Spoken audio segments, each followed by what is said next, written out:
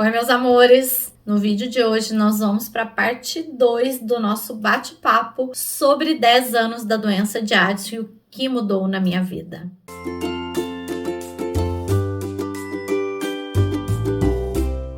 Hoje eu vou falar para vocês sobre a qualidade de vida em si, sobre a minha rotina mesmo com esses 10 anos da doença de Addison. Bom, não dá mesmo para a gente ter uma vida normal e nem como era antes da doença de Addison, mas é possível ter uma vida boa.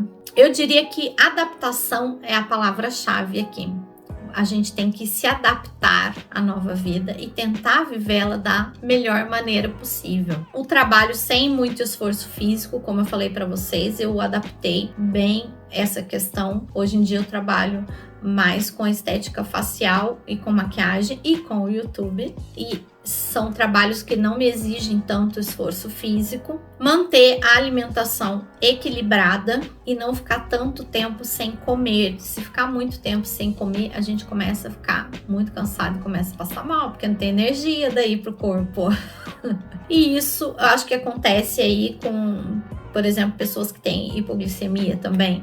É mais ou menos o mesmo caso. A gente precisa de energia, precisa comer de 3 em 3 horas bonitinho. Eu confesso que eu andei meio relaxada, gente, mas voltei pra Nutri, vou fazer tudo bonitinho, direitinho aí, pra não ficar faltando energia por aqui, tá? A minha rotina, ela é bem mais lenta do que o normal.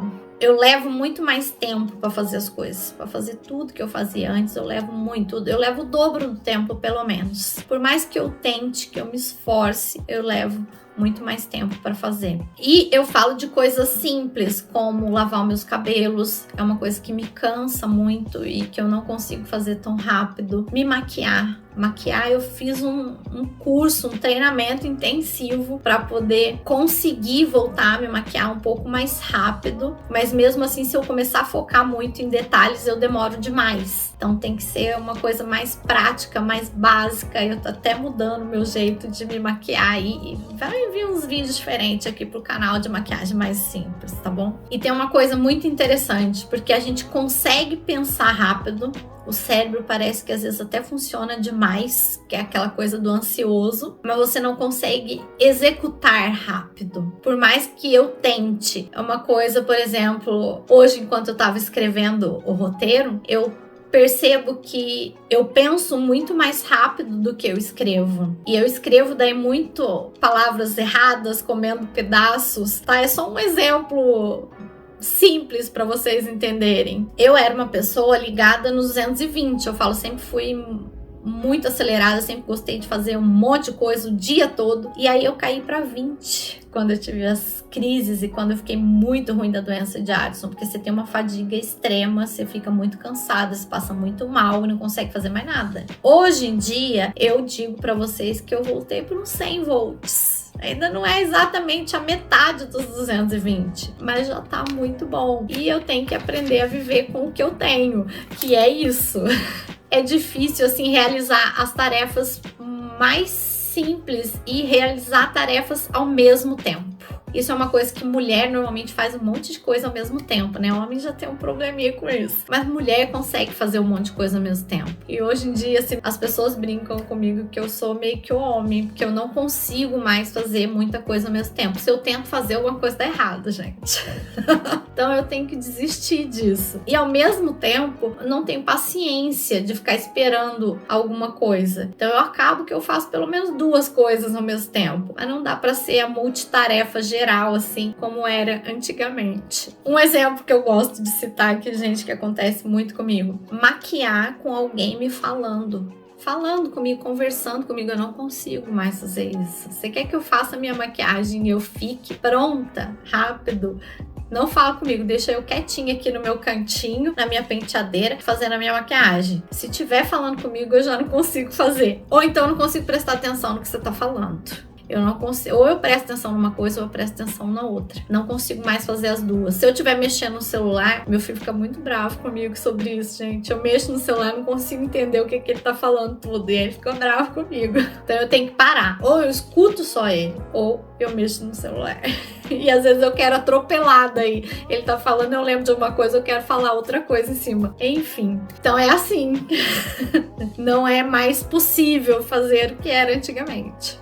Eu dou risada, gente, mas as pessoas às vezes ficam bravas com a gente em relação a isso, tá? O tempo de reação também é mais lento. Vamos pôr aqui num exemplo para dirigir. Se você quer que eu vire à esquerda ou à direita, tem que falar antes. Não adianta me falar ali em cima da hora, não, que dá tudo errado. E eu já tenho problema com direita e esquerda, hein?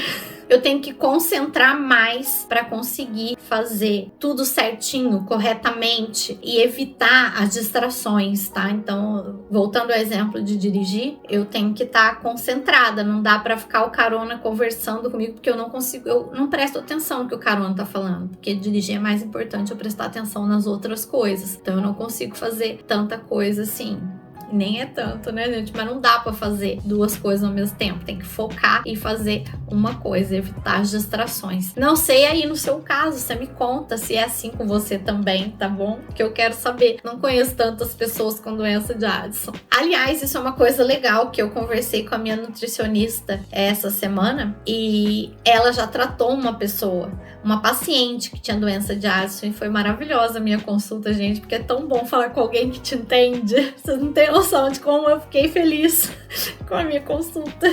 Mas voltando aqui pro vídeo, concentra, né, pessoa? Eu tenho dificuldade muito grande para realizar tudo que exija esforço físico, principalmente se for aeróbico, como falei para vocês, de dançar, né, ou subir uma escada. É uma dificuldade bem grande. Eu amo dançar. Fui professora de dança há muitos anos, mas nem pensar em voltar para a área. Mas dá para me divertir, tá bom? Só que eu tenho que dançar mais maneirinho, ou dançar uma música e descansar um pouquinho para poder dançar outra. Mas é um esforço que não consigo mais fazer hoje em dia. Mas nem por isso eu vou deixar de dançar. A musculação é necessária, muito importante e ajuda, mas tem que ter aí um acompanhamento, que eu já até falei no outro vídeo, que eu tenho sorte que eu tenho um cunhado que é personal e se dedicou bastante em adequar bem o treino para mim. Isso é muito importante. Eu tento sempre ir na musculação, apesar de eu não gostar muito, tá, gente? Mas eu vou. E eu confesso que até os treinos que o meu cunhado faz eu gosto bastante, tá? Mas eu não gostava de musculação antes, não.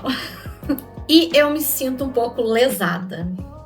É uma palavra pesada às vezes, mas é verdade. Eu acho que a pessoa às vezes fica meio lesada aí, porque eu tento fazer as coisas mais rápido e eu sei que eu não consigo. E aí eu acabo ficando irritada, ficando estressada, com raiva às vezes, sabe? Porque você tenta fazer aquilo e não consegue, e você tem menos tempo, porque às vezes acontecem coisas no seu dia e você quer fazer tudo que você precisa e é difícil não conseguir, a gente fica meio frustrado. Então, a gente tem que aceitar que a gente não tem condições de fazer isso e que tem que ser devagar e que tem que ser no seu tempo. Eu escuto isso às vezes de pessoas próximas e é muito bom quando eu escuto isso. Alguém fala pra mim assim, faz no seu tempo. Eu fico tão feliz, gente, porque é desse jeito, por mais que eu tente. Só que o meu tempo é muito maior do que aquela pessoa leva, por exemplo, 1 hora pra fazer, eu vou levar 2. E de manhã é pior, tá? De manhã eu sou muito mais lesada, até o corticoide fazer efeito demora muito. É muito devagar, o tico não funciona, eu falo. Não consegue funcionar o tico e o teco. É só um que funciona de manhã. É bem lesada mesmo. Você não consegue entender direito o que a pessoa tá falando. Você não consegue pegar tudo que você vai usar pra tomar o café da manhã. É bem por aí, tá? É bem devagar a coisa. Mas eu até dou risada às vezes. E eu sei que as pessoas próximas às vezes também dão risada com isso. Cumprir horário é difícil. É lógico que, assim, eu já sou Maria atrasada mesmo, tá, gente, na vida. Mas com a doença de Addison isso é pior ainda. Para eu cumprir o horário, eu tenho que me arrumar antes, eu tenho que ter um tempo antes para eu poder cumprir aquele horário, que é difícil. Não dá para sair fazer tudo correndo, que não funciona. E aí, às vezes, a gente passa a impressão de que é uma pessoa que é muito tranquila, muito zen, que não tá nem aí com a coisa, que tem muita paciência pra fazer tudo, e na verdade não é, tá? A gente por dentro tá ali se roendo, com raiva, tentando, né, irritado, estressado, tentando fazer o mais rápido possível, e a pessoa acha que você tá fazendo com calma, tranquilidade, mas não é, porque você não consegue mesmo, e aí você passa essa impressão. Enfim, no geral, as pessoas não percebem que a gente é doente, porque quem tem doença de Addison, tô aqui falando com vocês, linda, maravilhosa, ó. Quem que ia dizer, se você me conhece, aí você vai falar que eu tenho doença de Addison? Não vai. Não aparece isso. Não aparenta para as pessoas que você é uma pessoa doente, que precisa que compreendam alguns aspectos aí, que você tem limitações. Você tem uma aparência normal. E aí você sente uma necessidade grande de que as pessoas te compreendam e te respeitem com as suas limitações. Que elas pelo menos entendam que você é desse jeito. Eu sinto bastante falta disso. Em algumas pessoas eu tenho isso e em outras nem tanto. Então eu acho que além da aceitação, da adaptação da nossa vida, isso às vezes a gente fica um pouco chateada, um pouco magoada. Eu sei que as pessoas não mudam e que a gente é que tem que aceitar elas como elas são.